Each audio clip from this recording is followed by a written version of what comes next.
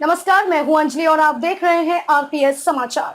तो चलिए शुरुआत करते हैं आज की मुख्य खबर से। कई महिलाओं से था अफेयर, पति ने कही ये बात तो पत्नी ने उठाया यह कदम। एक महिला के पति का दूसरी महिलाओं से अफेयर था। महिला को उसके पति ने 2015 में बताया था कि उसने उसे कई बार धोखा दिया है। वह अपने पति की बेवफाई के बारे में जानने के बाद भी उसके साथ रही क्योंकि वह गर्भवती थी और उनका पहले से भी एक बच्चा था। किसी भी महिला के लिए यह बर्दाश्त करना बेहद मुश्किल होता है कि उसके पति का दूसरी महिला के साथ संबंध है।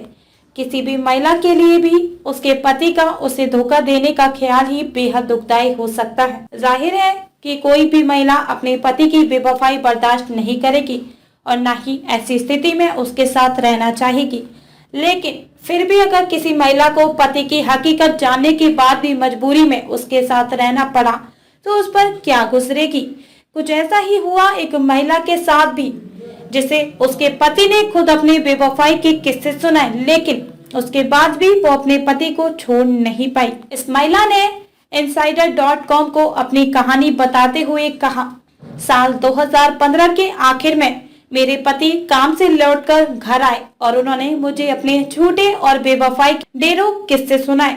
फिर उन्होंने मुझसे कहा कि वह मुझसे प्यार करते हैं और उन्हें अपनी हरकत पर पछतावा है।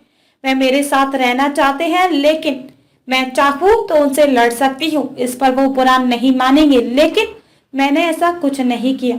मैं कई कारणों से रुक गई, जिसमें सबसे बड़ा कारण ये था कि मैं गर्भवती थी और मेरे पेट में दूसरा बच्चा था। महिला ने आगे बताया, मुझे इस घटना से एक सप्ताह पहले ही पता चला था कि मैं गर्भवती हूँ। मैं 2 बच्चों की सिंगल मदर बनने के लिए शारीरिक और आर्थिक रूप से तैयार नहीं थी।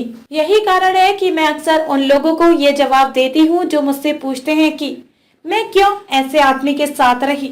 कई लोग मजाक में बोलते हैं कि ऐसे आदमी को मार देना चाहिए। सालों तक मैंने इस बारे में बात नहीं की। मैंने आपसे पहले अपने अनुभव के बारे में ना कुछ कहा और ना लिखा, लेकिन 2022 में मैंने इसका खुलासा किया क्योंकि मैं अब इसका जवाब देने के लिए तैयार थी कि मैं क्यों ऐसे इंसान के साथ रही।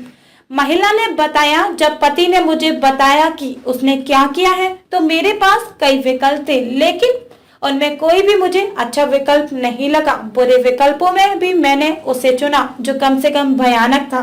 मैंने वो विकल्प चुना जिससे मेरी बेटी की जिंदगी पर कोई असर ना हो और मेरी जिंदगी भी स्थिर रहे।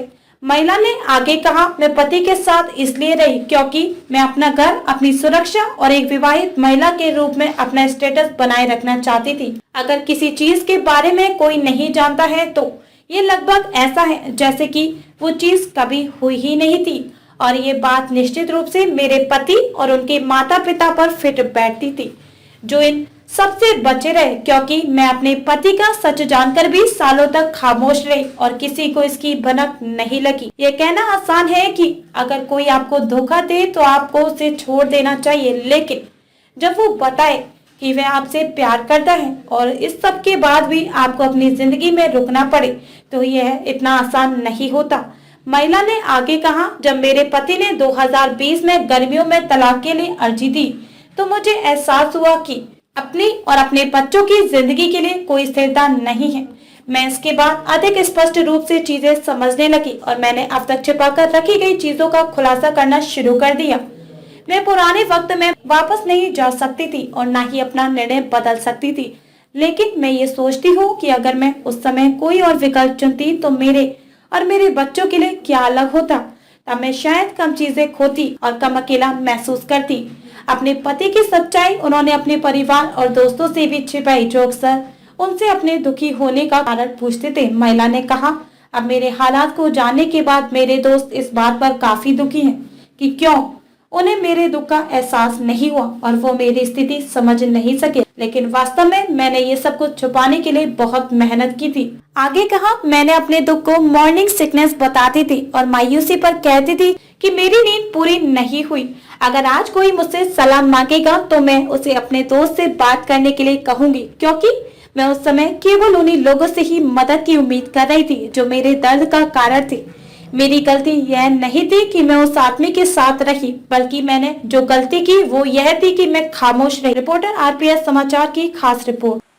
खबरों में अब तक के लिए बस इतना ही। मिलते हैं फिर ऐसे ही बड़ी खबर के साथ। तब तक के लिए नमस्कार और देखते रहिए आरपीएस समाचार।